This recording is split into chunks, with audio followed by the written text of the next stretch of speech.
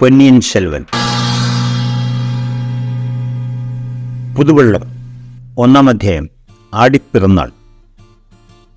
ആദിയും അന്തവുമില്ലാത്ത കാലപ്രവാഹത്തിൽ കൽപ്പനയാകുന്ന തോണിയിൽ കയറി എന്നോടുകൂടി അല്പനേരം പ്രയാണം ചെയ്യാൻ വായനക്കാരെ ക്ഷണിക്കുകയാണ്.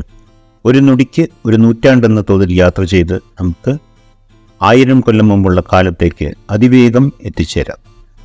തൊണ്ടനാട്ടിനും ചോഴനാട്ടിനും ഇടയിലുള്ള തിരുമുനൈപ്പാടിക്ക് തെക്കായി ചിദംബരത്തിനു പടിഞ്ഞാറ് 2 കാതത്തിനുള്ളിൽ അലകടൽ പോലെ ഒരു തടാകം വിരിഞ്ഞ് പരന്നു കിടക്കുന്നുണ്ട്. അതിന് വീരനാരായണ തടാകം എന്നു പേര്. അത് തെക്ക് വടക്കിൽ 1.5 കാതം നീളവും കിഴക്ക് പടിഞ്ഞാറിൽ 1/2 കാതം വീതിയും ഉണ്ട്. കാലക്രമേണ അതിൻ്റെ പേർ ഇപ്പോൾ വീരാണത്ത് തടാകം എന്ന ചുരുക്കപ്പേരിൽ പറഞ്ഞു പോരുന്നു.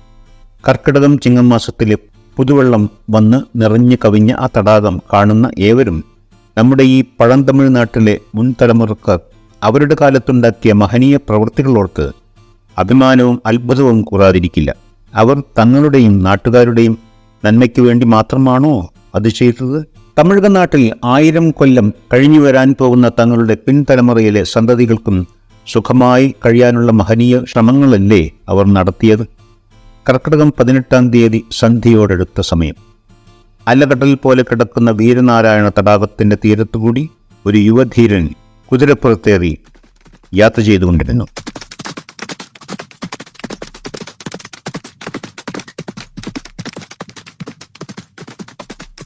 അവൻ തമിഴക വീരചരിത്രത്തിൽ പുകഴ്പെറ്റ വാനര സമുദായത്തിൽപ്പെട്ടവനാണ്. പേർ വല്ലവരായൻ വന്ധ്യത്തേവൻ. ദീർഘദൂരം യാത്ര ചെയ്ത് ക്ഷീണിച്ച അവശനായ അവൻ്റെ കുതിര മെല്ലെ മെല്ലെ നടന്നുകൊണ്ടിരുന്നു. അതാ യുവവീരൻ ശ്രദ്ധിച്ചില്ല. വീരനാരായണ തടാകം അവനെ അത്രയ്ക്ക് വശീകരിച്ചിരുന്നു. കർക്കിടകം 18-ാം പെരുക്കനാൾ ചോളനാട്ടിൽ നദികളെല്ലാം വെള്ളം ഇരുകരയും തൊട്ടുകൊണ്ട് ഒഴുകും. ആ നദികളിൽ നിന്ന് വന്ന് പൂർണ്ണമായി നിറയുന്ന തടാകത്തിലെ വെള്ളം കരകളുടെ അഗ്രം തൊട്ടുകൊണ്ട് അലയടിക്കും. വടക്കൻ കാവേരി എന്ന് ഭക്തന്മാരും കൊള്ളിടം എന്ന് സാധാരണക്കാരും പറയുന്ന നദിയിൽ നിന്ന് വടവാറ് വഴി വരുന്ന വെള്ളം വീരനാരായണ തടാകത്തെ ഒരു പൊങ്ങും കടലായി മാറ്റുന്നു. ആ തടാകത്തിൽ 74 ചീർപ്പിലൂടെ വെള്ളം കുമുകുമാ കുതിച്ചു ചാടിപ്പാഞ്ഞ് സമീപത്തുള്ള വയലുകളിൽ പരന്ന് പശുമയേറ്റുന്നു. ആ തടാകത്തിലെ വെള്ളം ഉപയോഗിച്ച് കണ്ണത്താ ദൂരത്തുള്ള ആ വയലിൽ ഉഴവും അടലും കൊയ്ത്തും നടന്നുകൊണ്ടിരുന്നു. അവിടെ ഉഴുതുകൊണ്ടിരുന്ന കർഷകരും ഞാറുനട്ടുകൊണ്ടിരിക്കുന്ന കർഷക പെണ്ണുങ്ങളും കൗതുകമുണർത്തും വിധം ഇമ്പമുള്ള ഏതോ രാഗങ്ങളിൽ പാടിക്കൊണ്ടിരുന്നു. ഇതൊക്കെ കേട്ടുകൊണ്ട് വന്ധ്യത്തേവൻ ക്ഷീണിച്ച കുതിരയെ വിരട്ടാതെ പതുക്കെ പതുക്കെ നടത്തിക്കൊണ്ടിരുന്നു. തടാകക്കരയിലൂടെ സഞ്ചരിച്ച് തടാകത്തിൽ ഉണ്ടെന്ന് പ്രസിദ്ധിയുള്ള 74 ചീർപ്പുകൾ ഉണ്ടോ എന്ന് എണ്ണിക്കൊണ്ടിരുന്നു. വന്ധ്യത്തേവൻ ആ ബൃഹത്തായ തടാകത്തിൻ്റെ ഓരത്തുകൂടി ഏറെക്കുറെ 1.5 കാതം ദൂരത്തോളം സഞ്ചരിച്ച് ആ ചീർപ്പുകളെല്ലാം എണ്ണിത്തീർത്തു. ആഹാ, എത്ര വിശാലമായ തടാകം! എത്ര നീളം! എന്തു വീതി! തൊണ്ടനാട്ടിലെ പല്ലവ ചക്രവർത്തിമാരുടെ കാലത്തുണ്ടാക്കിയ ഏതു തടാകവും ഈ തടാകത്തിനു മുമ്പിൽ ചെറിയ കുണ്ടൻ കുളമായി തീരും അല്ലേ? വടകാവേരിയിൽ കൂടി പാഴായി ഒഴുകി കടലിൽ വീഴുന്ന വെള്ളത്തെ ഉപയോഗപ്പെടുത്തി മധുരവാണ് പാരന്തകൻ മുതലായ യുവരാജാക്കന്മാർ ഈ സമുദ്രതുല്യമായ തടാകമുണ്ടാക്കാൻ ശ്രമിച്ചല്ലോ. മാത്രമല്ല, സമ്പൂർണമായി അത് നിറവേറ്റുകയും ചെയ്തല്ലോ. അവരെത്രമാത്രം വിജ്ഞാനികളായിരിക്കും! വീര്യ പൗരുഷത്തിൻ്റെ കാര്യത്തിൽ അവർക്കുണ്ടോ കിട? തക്കോലത്ത് നടന്ന യുദ്ധത്തിൽ പടയ്ക്കു മുമ്പിലായി ആനപ്പുറത്തേറി പോരാടിയ ആളല്ലേ? എതിർവശത്തെ പോരാളികൾ ചാട്ടിയ ശൂലം മാറിൽ ഏറ്റുവാങ്ങി വീരചരമമടഞ്ഞ ആളല്ലേ? അതിനാലാണല്ലോ അദ്ദേഹം ആനപ്പുറത്തമർന്ന ദേവൻ എന്ന പേര് നേടിയത്. ഈ ചോളരാജാക്കന്മാർ അതിശയിപ്പിക്കുന്നവർ തന്നെ. അവർ പോർ വീരത്തിൽ എങ്ങനെയോ അങ്ങനെ തന്നെ നീതിധർമ്മത്തിലും, നീതിയിൽ എങ്ങനെയോ അങ്ങനെ തന്നെ ദൈവഭക്തിയിലും. അങ്ങനെയുള്ള ചോളരാജാവിൻ്റെ സൗഹൃദം താൻ സമ്പാദിച്ചത് ഓർക്കുംതോറും വല്ലവരായും വന്ധ്യത്തേവൻ്റെ തോളുകൾ അഭിമാനം കൊണ്ട് വിജൃംഭിതമായി. പടിഞ്ഞാറൻ ദിശയിൽ നിന്ന് ആഞ്ഞടിക്കുന്ന കാറ്റിൽ വീരനാരായണ തടാകത്തിലെ വെള്ളം ഓളം തല്ലി കരയിലടിക്കുന്നതുപോലെ അഭിമാനം അവൻ്റെ മനസ്സിനെ പൊക്കിത്തുളുമ്പിച്ചു. ഇതെല്ലാം ആലോചിച്ചുകൊണ്ട് വന്ധ്യത്തേവൻ വീരനാരായണ തടാകത്തിൻ്റെ തെക്കേക്കരയിൽ എത്തിച്ചേർന്നു. അവിടെ വടകാവേരിയിൽ നിന്ന് പിരിഞ്ഞു വന്ന വടവാറ് വീരനാരായണ തടാകത്തിൽ വന്നു വീഴുന്ന കാഴ്ച കണ്ടു. തടാകക്കരയിൽ നിന്ന് കുറച്ചു ദൂരം തടാകത്തിൻ്റെ ഉൾഭാഗത്തായി കുറച്ചു സ്ഥലം മണൽത്തിട്ടയെ പരിണമിച്ചിരുന്നു. വെള്ളം വന്ന് ഏന്തുന്ന സമയത്ത് കരയ്ക്ക് കേടുവരാതിരിക്കാൻ ആ മണൽത്തിട്ടയിൽ കരുവേല മരങ്ങളും വെള്ളാവ് മരങ്ങളും നട്ടുവളർത്തിയിരുന്നു. പുഴക്കരയിൽ ആറ്റുവഞ്ഞിപ്പുല്ലുകളും തിങ്ങി വളർന്നു നിൽപ്പുണ്ട്. തെക്കു പടിഞ്ഞാറൻ ദിശയിൽ നിന്ന് ഇരുപുറവും നിരയായി നിൽക്കുന്ന മരങ്ങൾക്കിടയിലൂടെ വടവാറിലെ വെള്ളം തടാകത്തിൽ വന്ന് വീണ് കലങ്ങുന്ന കാഴ്ച കുറച്ചകലെ നിന്ന് കാണുമ്പോൾ ഭംഗിയിൽ വരഞ്ഞ ഒരു വർണ്ണചിത്രം പോലെ കാണപ്പെട്ടു. ഈ മനോഹര ദൃശ്യത്തിന്റെ മാധുര്യത്തെയും കൗതുകത്തെയും മാറ്റുകൂട്ടുന്ന മറ്റു ചില കാഴ്ചകളും വന്ധ്യത്തേവൻ അവിടെ കണ്ടു. അന്ന് 18-ാം പെരുക്കമല്ലേ. അടുത്തുള്ള ഗ്രാമങ്ങളിൽ നിന്ന് തങ്കനിറ തളിർ തെങ്ങോലകൾ കൊണ്ട് അലങ്കരിച്ച കാളവണ്ടികളിൽ കൂട്ടം കൂട്ടമായ ജനങ്ങൾ അവിടെ വന്നുകൊണ്ടിരുന്നു. ആണുങ്ങളും പെണ്ണുങ്ങളും കുട്ടികളും ചില വയോധികന്മാരും കൂടി പുതിയ വസ്ത്രങ്ങൾ അണിഞ്ഞ് വിവിധ അലങ്കാരങ്ങളോടെ വന്നുകൊണ്ടിരുന്നു. പെണ്ണുങ്ങൾ തലമുടികളിൽ കൈതപ്പൂ, ജമന്തി, മല്ലിക, മുല്ല, പിച്ചകം, ചെമ്പകം മുതലായ പൂക്കൾ കുലകുലയായി കെട്ടി അലങ്കരിച്ചിരുന്നു. കൂട്ടാഞ്ചോറും ചിത്രാന്നവും ഏന്തി പലരും കുടുംബമായി വന്നുകൊണ്ടിരുന്നു. ചില തടാകക്കരയിൽ വെള്ളത്തിൻ്റെ വക്കിൽ നിന്നുകൊണ്ട് ചിത്രാന്നം തുടങ്ങിയവ കവുങ്ങിൻ പാളകളിൽ വിളമ്പി കഴിച്ചുകൊണ്ടിരുന്നു. കുറച്ച് ധൈര്യശാലികൾ വെള്ളത്തിൽ കൂടി നടന്നുപോയി വടവാറിൻ കരപറ്റി അവിടെ നിന്നുകൊണ്ട് കഴിക്കുന്നുണ്ടായിരുന്നു. കുട്ടികളിൽ ചിലർ എച്ചിൽപ്പാളകൾ വെള്ളം കുതിക്കുന്ന ചീർപ്പുകളിലേക്ക് എറിഞ്ഞ് അത് വെള്ളച്ചാലുകളിൽ കൂടി തടാകത്തിലേക്ക് ഒഴുകി നീങ്ങുന്നത് കണ്ട് കൈകൊട്ടിച്ചിരിക്കുന്നു. കരയിൽ നൃത്തം ചെയ്യുന്ന ചില വിരുദ്ധന്മാർ തങ്ങളുടെ കാമുകിമാരുടെ തലമുടിയിൽ ചൂടിയ പൂക്കൾ അവരറിയാതെ എടുത്ത് വെള്ളച്ചാലിൽ എറിഞ്ഞ് നദിയിലെ മറ്റേ കരയിലേക്ക് അവ നീങ്ങുന്നത് കണ്ട് സന്തോഷം പൂണ്ടു. ഇതെല്ലാം കണ്ടുകൊണ്ട് കുറച്ചുനേരം വല്ലവരായൻ അവിടെ തന്നെ നിന്നു. അവിടെ കൂടിയ പെണ്ണുങ്ങൾ ചിലർ മാധുര്യമൂറുന്ന ശബ്ദത്തിൽ പാടുന്നതും അയാൾ ചെവിയോർത്ത് കേട്ടു. അവർ ഓടപ്പാട്ടും വെള്ളപ്പാട്ടും കൊമ്മിയും ചിന്തും എല്ലാം പാടുന്നുണ്ട്.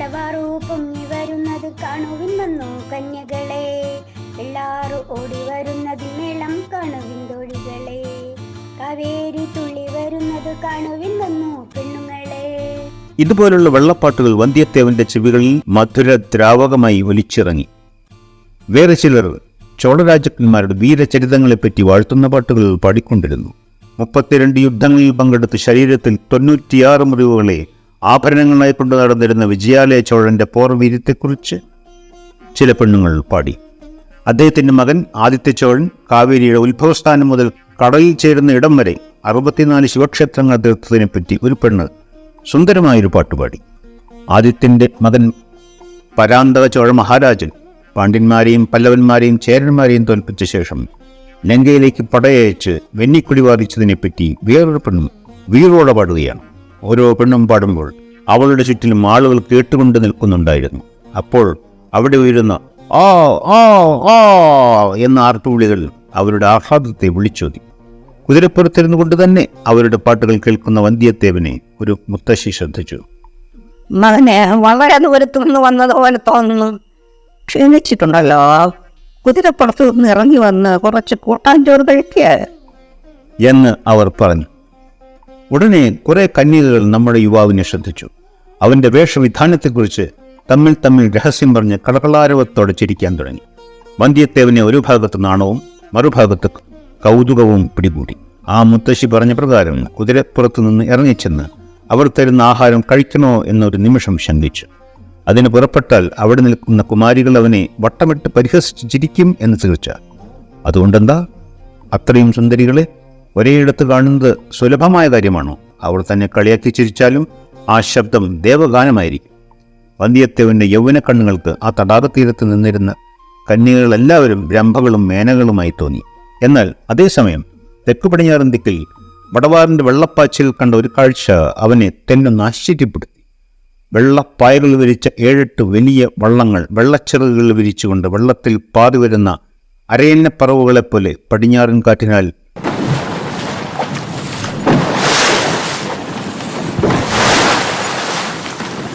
തള്ളപ്പെട്ട് കുതിച്ചു വരുന്നു. തടാകതീരത്ത് പലതരം കളിയാട്ടങ്ങളിൽ ഏർപ്പെട്ടിരുന്ന ജനങ്ങൾ എല്ലാവരും ആ വള്ളങ്ങൾ വരുന്ന ദിക്കിലേക്ക് ആകാംക്ഷയോടെ നോക്കാൻ തുടങ്ങി. അതിലൊരു വള്ളം എല്ലാ വള്ളങ്ങൾക്കും മുൻപിൽ കുതിച്ചു വന്ന് തടാകത്തിൻ്റെ വടക്കു ഭാഗത്തുള്ള മൂലയിൽ അണഞ്ഞു. ആ വള്ളങ്ങളിൽ സൂര്യപ്രകാശം പോലെ വെളിവെട്ടുന്ന കുന്തമേന്തി ആജാനുബാഹുക്കളായ കുറേ വീരന്മാർ ഇരുന്നിരുന്നു. അവരിൽ ചിലർ തടാകതീരത്ത് കുതിച്ചിറങ്ങി അവിടെ കൂടിയ ജനങ്ങളോട് പോകോ പോകോ എന്ന് വിരട്ടി.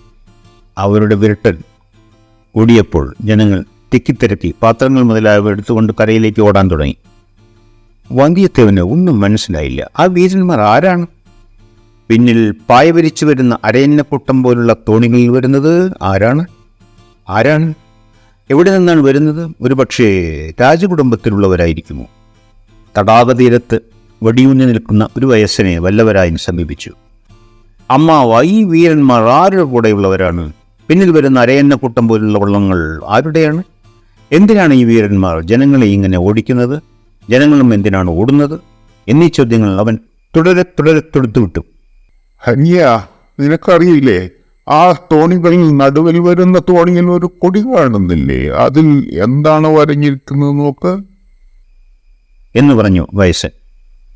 പന പോലെ തോന്നുന്നു. പന തന്നെയാണ്. പന വരഞ്ഞ കൊടി പഴവേട്ടരായുടെ കൊടിയാണെന്ന് നിനക്കറിയില്ലേ?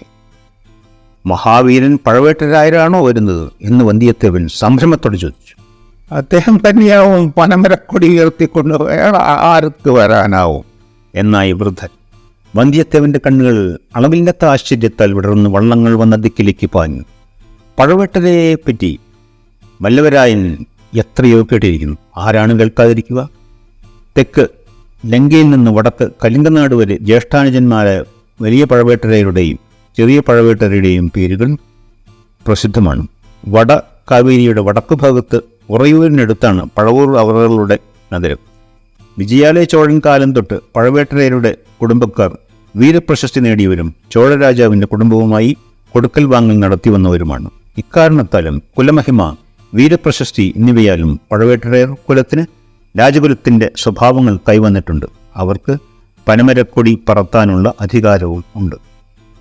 ഇപ്പോഴത്തെ 2 പഴവേട്ടരരിൽ മൂത്തയാൾ 4 യുദ്ധങ്ങളിൽ പങ്കെടുത്തിട്ടുണ്ട്. അദ്ദേഹത്തിൻ്റെ സമയത്ത് അദ്ദേഹത്തിന് കിടനിൽക്കുന്ന വീരൻ ചോഴനാട്ടിൽ ആരുമില്ലെന്ന് പ്രസിദ്ധമാണ്.